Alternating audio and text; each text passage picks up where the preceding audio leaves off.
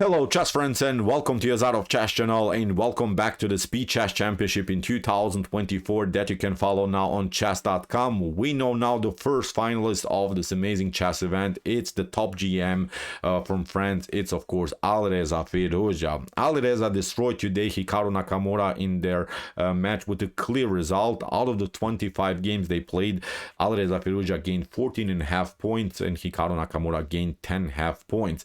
The problem, I think, today for Hikaru was that Alireza was too aggressive today. Alireza played really a beautiful blitz section, this first 5+1 games and then the other 3+1 games. And then afterwards, Hikaru was slightly better in the bullet section, but it wasn't enough.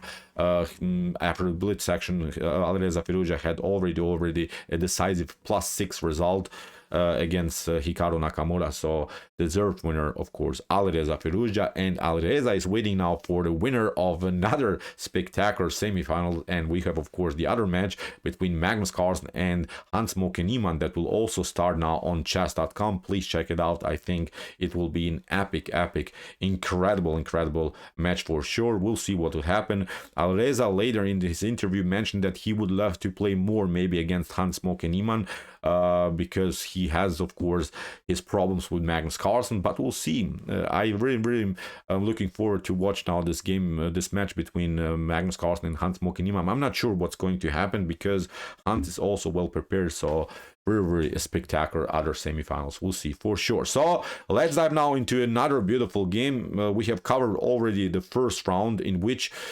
Alireza sacrificed the queen in the first game they played. I think it was a correct queen sacrifice in which Alireza spiced up the game, and he had even some good chances in the game but missed some tactics. In the other game he tried, in the other game that he played with the black pieces, he tried also the same opening against Hikaru. So really it seemed to me that Alireza Firouzja was well prepared, and as I mentioned, he's now the deserved winner of the semifinals of the Speed Chess Championship in 2024. So let's see now another game with the white pieces here. Hikaru opened with the move d4. Alireza's response was knight to f6, c4, g6, and now after move f3. We have again the anti-Grünfeld system here that Hikaru Nakamura is playing. But here after move e6, Alireza changed a little bit the move order. In the previous game he played the move d6, now he's playing e6, but will reach the same position that we have also seen in the first game. Basically the game transposes after a couple more moves here into the so-called Steiner attack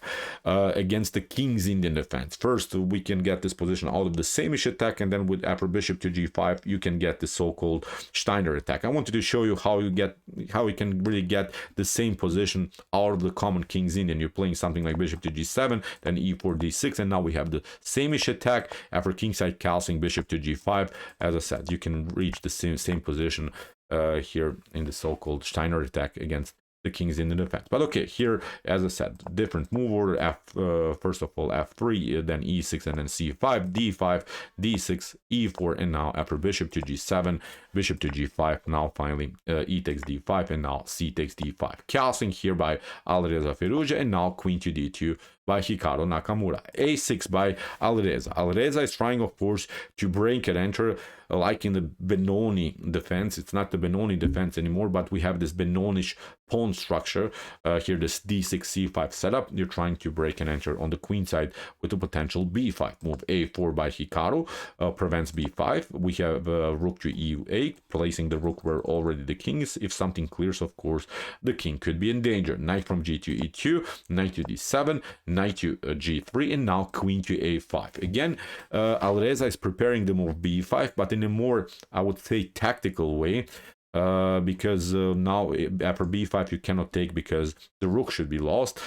Even if you try, I don't know, maybe something like rook to a3, then it gets very tricky for white. Then there is this method, and then you try h5, bishop to e2, and now knight to h7 with the preparation, maybe even some lines to play f6, g5, and maybe even h4, kick away this knight from this amazing square g3. So very intense already opening, very dynamic with tactical opportunities now for both sides. Bishop to e2. Now we have this idea by Alireza, b5. You cannot take because the rook is lost. Hikaru castles, and now b4.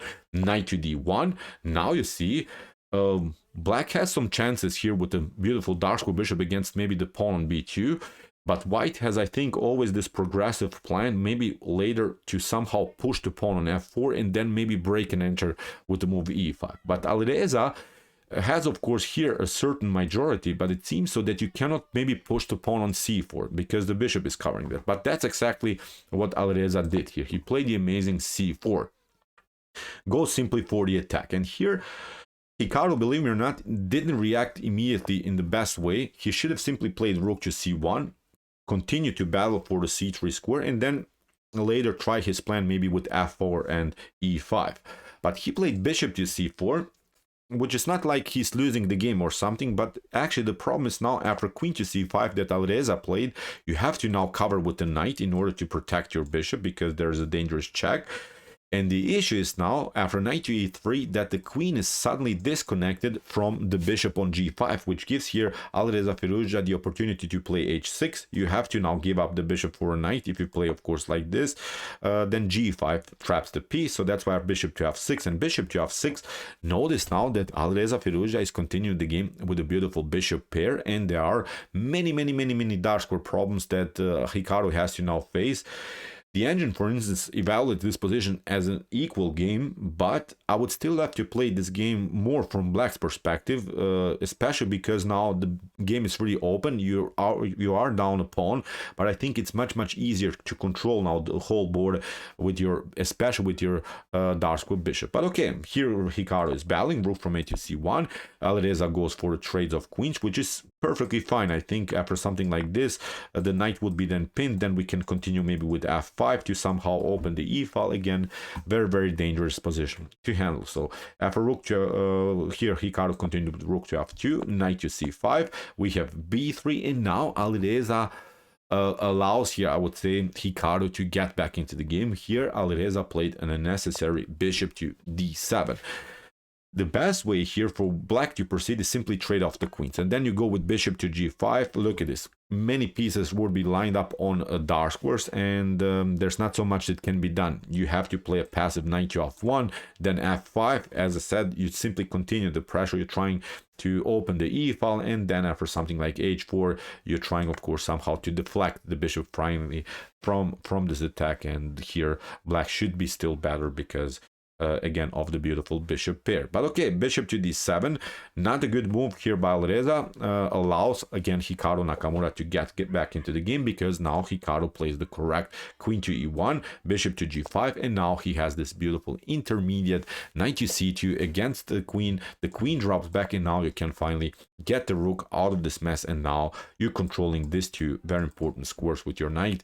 No bishop to e3, no bishop to d4 is going to happen. So good defensive play now finally by Hikaru Nakamura. a5 by Alireza, knight to d4, and now when you had maybe your chances in the game, then you start to play bad game. Here Alireza played not a good move, f5, too rushed, I would say, because he didn't understand that he could maybe attack maybe with rook to e2, that unfortunately for Hikaru he missed. A better choice instead of this f5 is to play here rook from e to c8. Then you threaten something like knight takes a4, and then you can maybe take out the piece, and then I don't know, maybe at least you're battling for a c file, I would say here from black's perspective. But after knight to d4, f5, Hikaru played now a risky knight to c6. Alireza again tries to trade off the queens. We have f4, bishop to f6, we have e5, d takes e5, queen takes c3, and now after a couple of trades of queens, we have reached now this position in which I would say again a pretty equalish position, because after knight to e5, rook to e5, the material is about equal.